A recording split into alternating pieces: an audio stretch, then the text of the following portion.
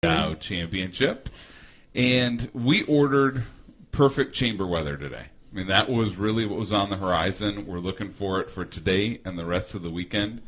And the man responsible for the perfect chamber weather is joining us here to start the second hour. Good morning, Tony Stamas. Good morning, Matt. Great to be with you and Tara. And my only concern about taking credit for the weather is then I have to take the blame when it doesn't cooperate. Wait, is that you that was doing that dance the other day down there? Oh, boy, nobody wants to see that. The weather dance? You know what? It's working. Well, good. Tony, sometimes you can take the bad, and for today's weather and kind of the way things are shaping up for the weekend, you're going to be on top on this one no matter what. No question. It's just going to be a beautiful couple days, and so just a perfect way to really see wonderful world-class golfers and, so many from around the Great Lakes Bay region and neighbors around the state and around the country. So we were talking in the first segment about how the Dow Championship has kind of become one of those signature annual events that really highlights the Great Lakes Bay region exceptionally well. We were talking about how the Memorial Cup last year was one of those events that highlighted the Great Lakes Bay region exceptionally well. But the reality is when we talk about where this is, you may be within the region. This is taking place in Midland, and it is a Midland event with a huge Great Lakes Bay region presence and feel and economic impact. But in your role as President CEO of the Midland Business Alliance, this event has really become kind of the marquee week of the year in Midland. What has this meant to Midland and really to your local economy, Tony? Yeah, no question. I mean, it does. It helps the whole region. For Midland, it's just such a tremendous opportunity to have that here. And, you think about, like I said, you get to watch world-class golfers, but see so many people and really highlight our community. I love when people come in and they see Midland Blooms right up and down Eastman Road, which is almost 600 volunteers on a Saturday morning in May, put that together and as a highlight and as a welcome to this beautiful, the Midland Country Club, amazing facilities. And you do see all the partnerships from around the region. And so it really is a great way to highlight our wonderful community, our wonderful region, and welcome people here. Some we're welcoming back, and sometimes we're welcoming for the first time, and we want to make sure that they become regulars here. I love it. I get to I always seem to be following in Art's footsteps, right? So the last several years, I tee announce on hole 10. And I get to go and see different people and spectators, and some are holding signs for the local Team Up charity. But I've run into people through the years that are there watching, that local golfer from Ontario who is now playing in the LPGA and they wanted to come root her on. Or I will see people that have traveled from Oregon or overseas that are here to see people. And Tony, every single person says without any hesitation they love Midland and the Great Lakes Bay region in this tournament and that they were so surprised when they got here. Don't you think that we are potentially the most underrated destination that just more people need to come here and see and understand? Because we sit in the middle of Detroit and Traverse City, Mackinac, right? We're kind of in that middle. A lot of people drive by on our highways really quick. But don't you see the same thing that once people come here, they fall in love and we bring them back over and over again? No question. A couple summers ago, Chamber CEOs get together every year towards the end of the summer, and they were looking for a location. I quickly suggested Midland, and we had them downtown, and Main Street was closed off, and so there was games, and the restaurants were all open up into the street. Took them down to a Loons game, and they just loved it. They were just they said, we need to do more of this in our communities. And one of my friends who's chamber down in Oakland County, I saw him a couple months later, and he said, I keep telling people they need to go to Midland. He said, I probably should stop saying that since I represent it. But, and actually this year, later in the year, we're going to have the broader chamber conference back here in Midland, and we'll partner with all of our great regional partners on that. But it really is a great way to highlight it. And I do think people come here and they are so surprised, they enjoy it so much that we bring them back here and they tell others about it, which is exactly, in all the social media and everything, there's still nothing more powerful than word of mouth, having that personal testimony about what a community is and the great experience you had. Yeah, no question. What about the people who are already here? What about the residents and the businesses that are already here? Have you gotten any negative feedback regarding this event, or do you think everybody's pretty well on board and understand the impact that it makes. Yeah, it seems like in this world, we hear negative things about different issues and everything. I don't really hear any on this. I mean, people genuinely enjoy this. They look forward to it. It's such a great experience. I think the only challenge I hear is that people come here and they're amazed by the golfers, but they see so many other people. They kind of have to have a spot just to go and watch the golfers. You see so many friends, people you haven't connected with in a while, and so it's just such a great setting. But no, it just seems like, and I think you're always trying to figure out how you improve it, where you can, how you do the flow. But they do such a wonderful job with this that I think people are just thrilled to have it here every year. So, Tony, what is going on these days with the Midland Business Alliance? Really kind of what are you guys focused on? And maybe I'll ask it in this manner, what's next here in Midland? Yeah, a lot of great things are happening here in the community. And, like we talked about this week, and we had on Wednesday our young professionals, and we did a regional young professionals. And so that's great, almost 100 young professionals here.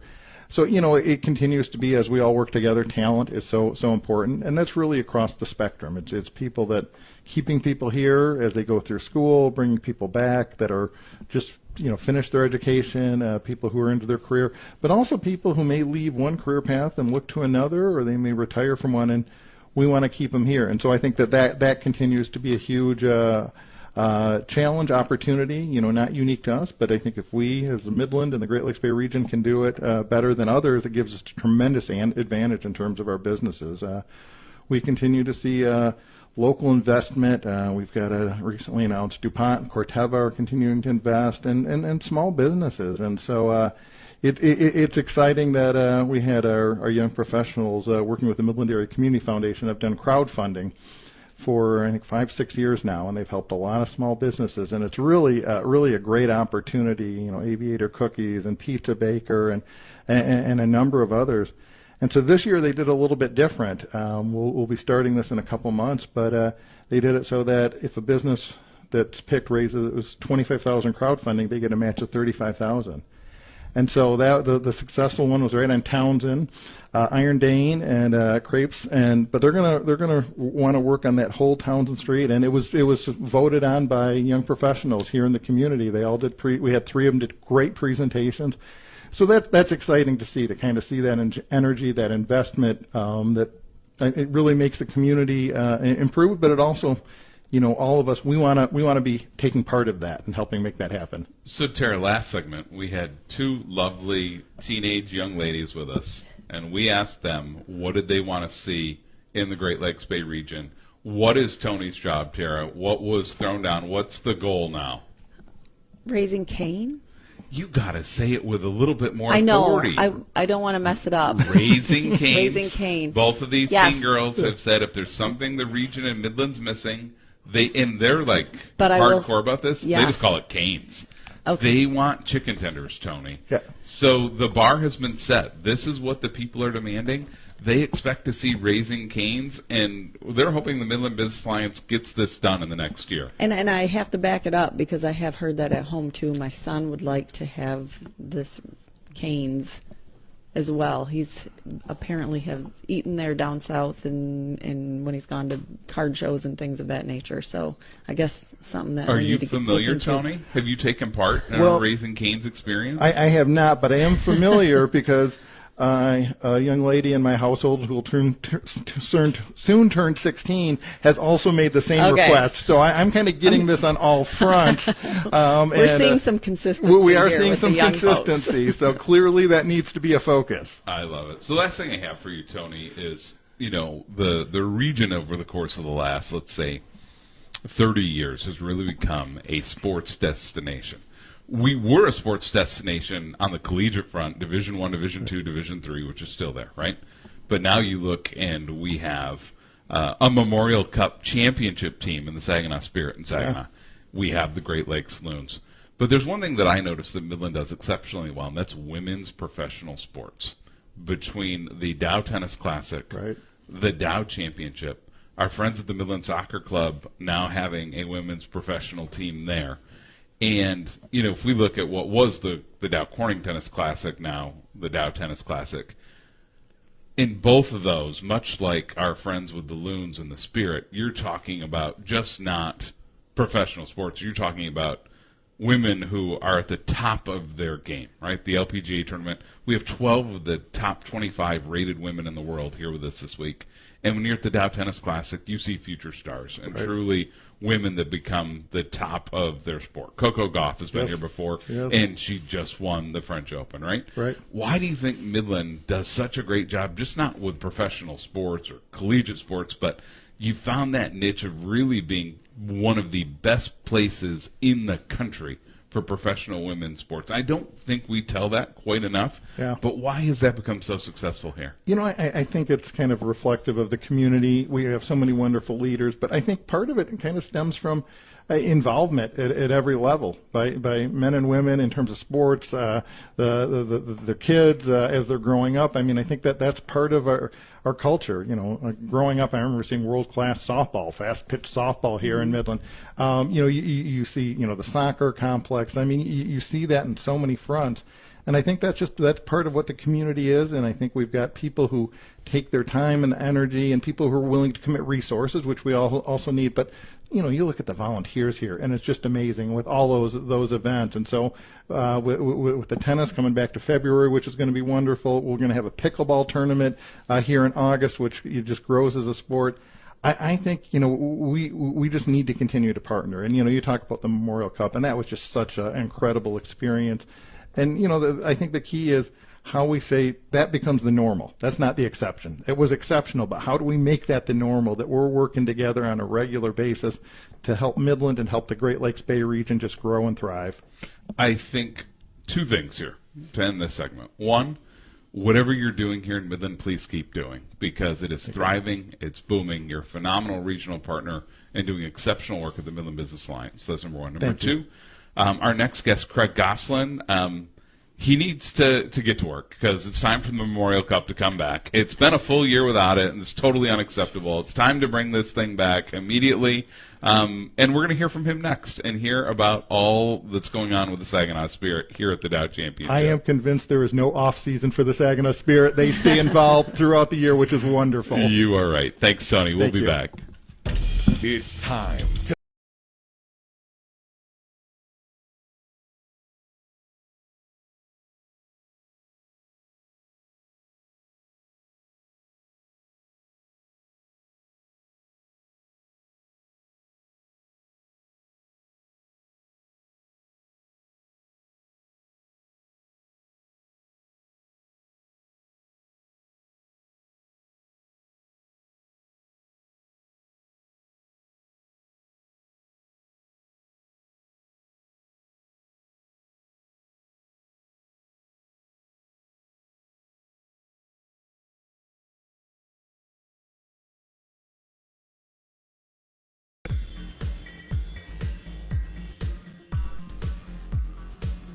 Good morning and welcome back to the Art Lewis Show. This is not Art Lewis. It's Matt Flan, guest hosting with Tara Jaliga, and we are live from the Dow Championship at the Midland Country Club. And the cast of characters keeps getting a little bit bolder every segment we have. And this segment we're joined by my friend who, he's got a lot of nicknames, and everyone knows him as Goose for obvious reasons. Craig Goslin, with that name, you know, how long have people called you Goose? Probably since I was 16. Actually, everybody in our family, all the male members of the family, get the nickname Goose because the last name Goslin's a baby goose, and so we walk around the house. You say Goose, there's a whole bunch of men that'll answer the call. But in my house, you are not the Goose. No, I'm not. In my house, you're known as Pineapple. I am, and there's quite a story behind that. Your dad nicknamed me that, actually. So, yeah, years ago, back when I was 17 years old. All because you missed basketball to take a trip to Hawaii. That's what happened. That's what happened. As soon as our basketball season ended, I took off for Hawaii with my brother, and all of a sudden, I was Pineapple to everybody. Yeah, he was like, hey, did you bring Pineapple back? And called you Pineapple. So I'm working hard to get more people to adopt this. Are you hearing it maybe a tiny bit more? Are you getting an occasional pineapple? Your mom calls me pineapple too. So there you go. There's a couple. I was with someone the other day, and they were going to answer the phone, and they showed me, and I said, when you answer that, you say, "Hey, pineapple." Yeah, that did happen. And Gene Pickelman. Gene 100%. did. So Yes, sir. yeah, I'm gonna. Anyone who's listening, this goose thing. To be fair, all the Goslin men are goose. We got to mix this up. If you need to call him pineapple, you have my family's permission. Jump in. Tara, are you going to start calling him pineapple? Nope. Are we at that level? Nope. She's all goose, yeah. I am all goose. My nickname in high school was Goosebird, and I'm sticking with goose. Fair enough. I'm going to have to get other people onto the pineapple front. So, Craig, you are here with the Saginaw Spirit at the Dow Championship. And so people that are listening may be going, hey, wait a minute. Why are the Spirit involved with the Dow Championship? What are you guys doing out here? And at least from what I can tell, the Saginaw Spirit have been telling me to be quiet the entire time I've been out here. It's So an oxymoron, right? what's happening? It's an oxymoron, right? So your listeners understand, we've got the quiet signs and we've got the Saginaw Spirit logo on those quiet signs because we want people to say, well, that's odd.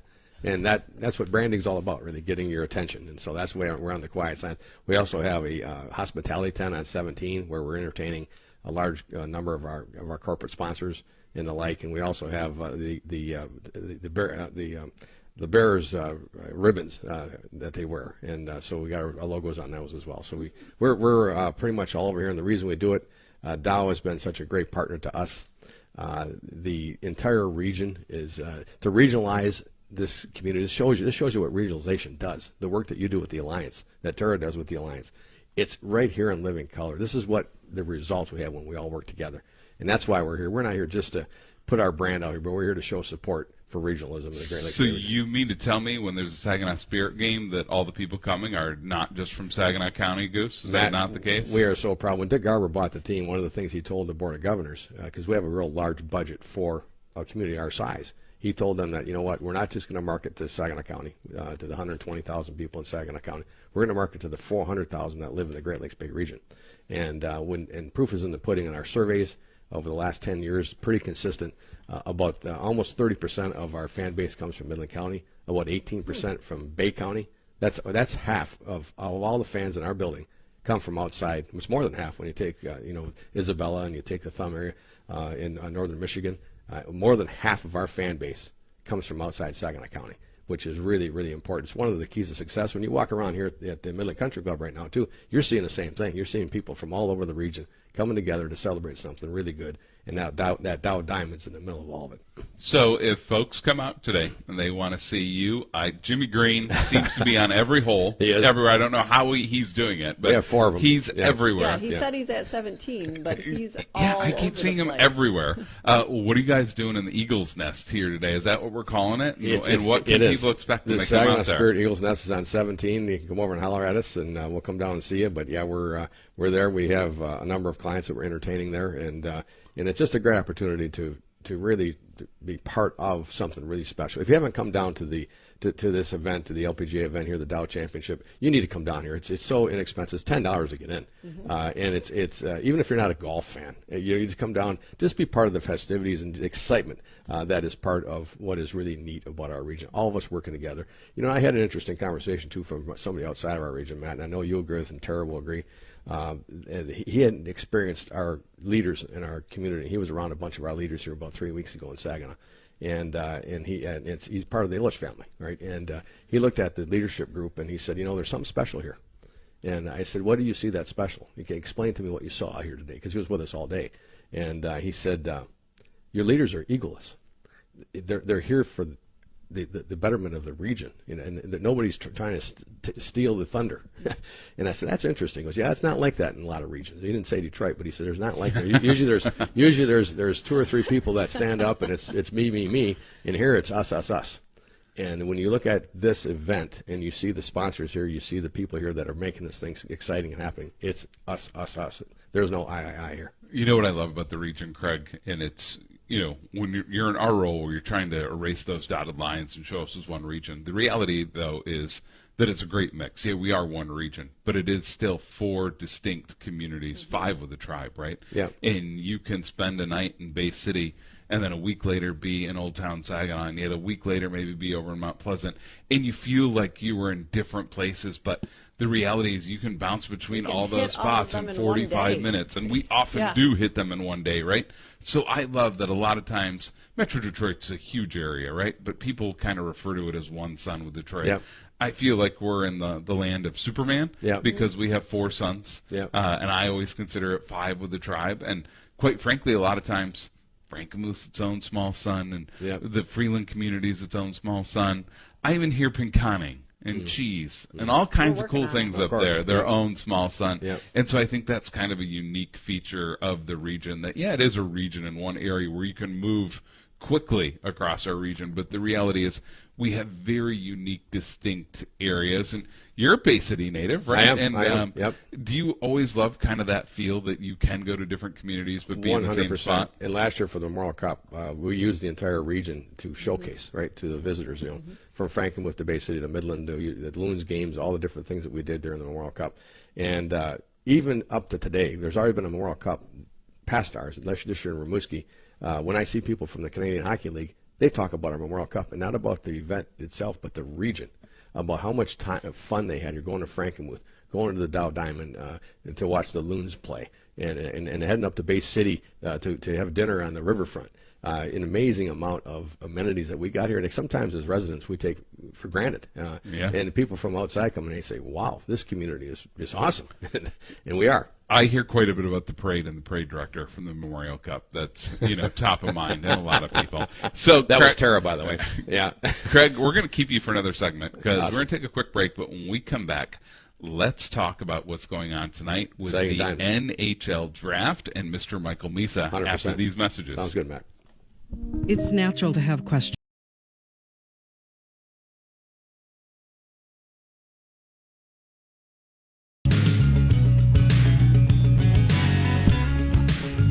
Welcome back to the Art Lewis Show. It's Matt Blom and Tara Jaliga live from the Dow Championship at the Midland Country Club.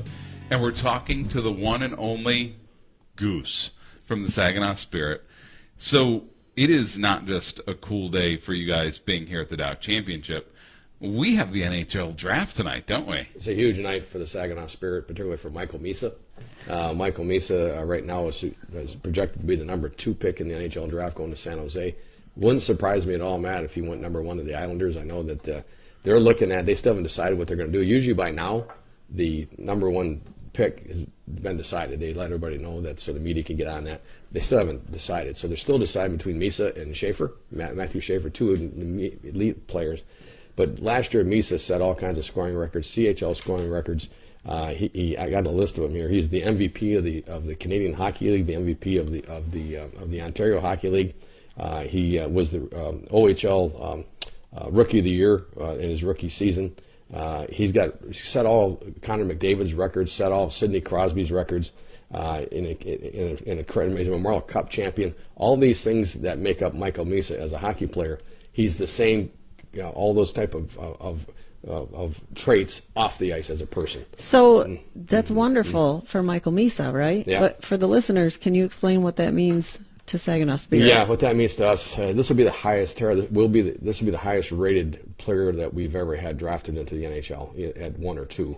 And what that means, it shows the development program we have in Saginaw, second to none.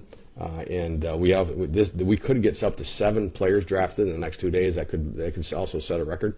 So our scouts have done an amazing job. The development program in Saginaw, second to none. It's considered as elite, and we're so thrilled for Michael Misa tonight and for all the kids that are get drafted in the next 2 days. That's awesome. So, Craig, I've been watching the mock drafts, right? And it's clear that the Islanders are still toying with the idea. Yes, they are. But I've also, and you're probably going to know the guy's name better than me, I've also heard a little scuttlebutt about Anton Frondel, Yep. who seems to be making a little bit of a move, and the Yep. betting markets have gotten close Yep. on that 2nd and 3rd pick. Yep. I'm not going to lie, the Chicago Blackhawks Twitter is rooting with their entire heart for Misa to fall out of that San Jose spot and Yeah. end up in Chicago. No question. And I've been laughing watching the Blackhawks Twitter. They're like, could we be so lucky? Could this possibly happen?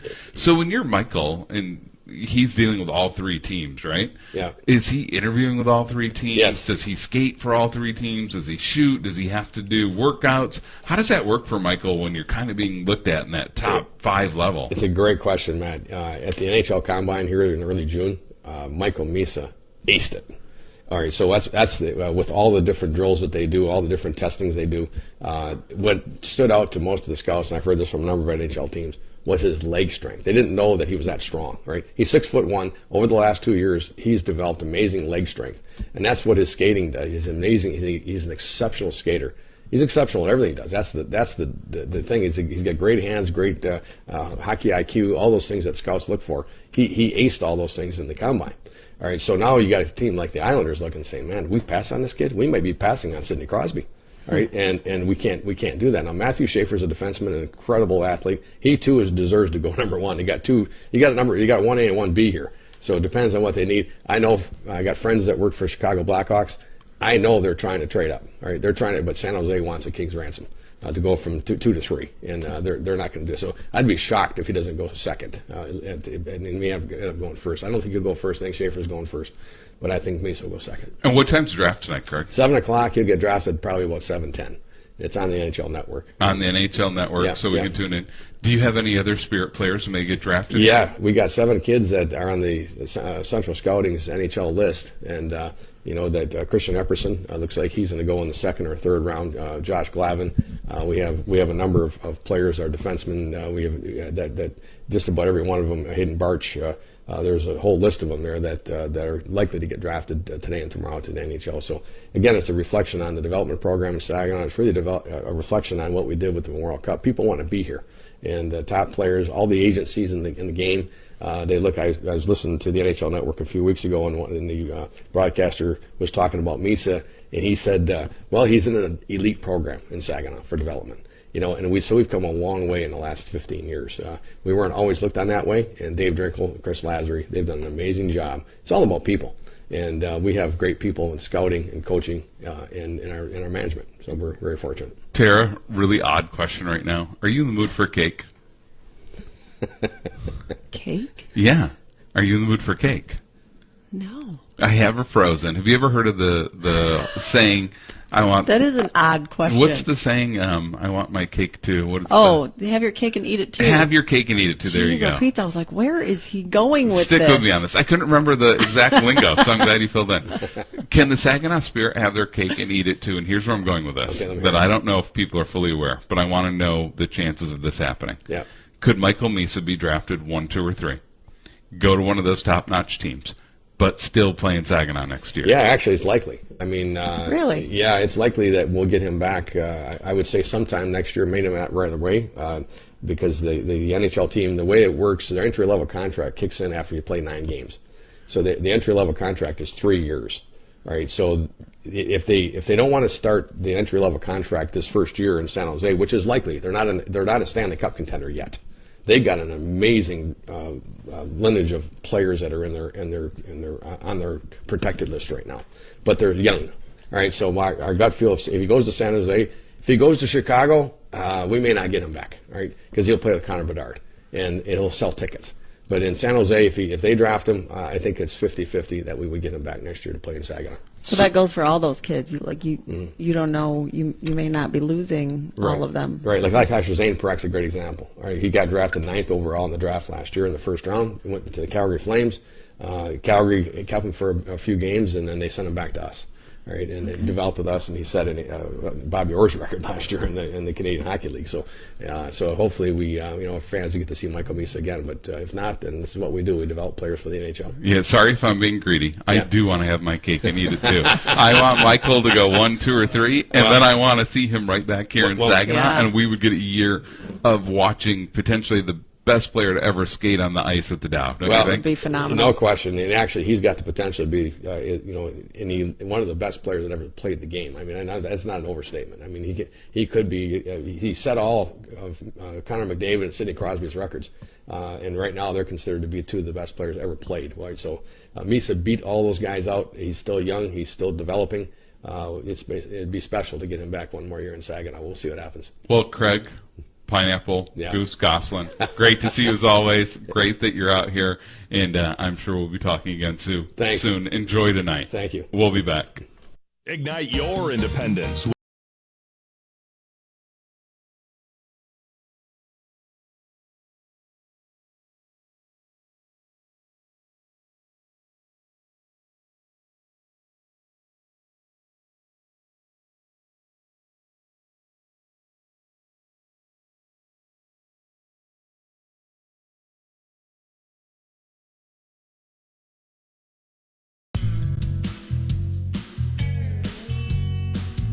Welcome back to the Art Lewis Show. It's Matt Falon and Tara Jaliga with the Great Lakes Bay Regional Alliance, filling in as guest host for Art. But we're going to throw a really random special guest at everyone for the last segment of the Art Lewis Show. Please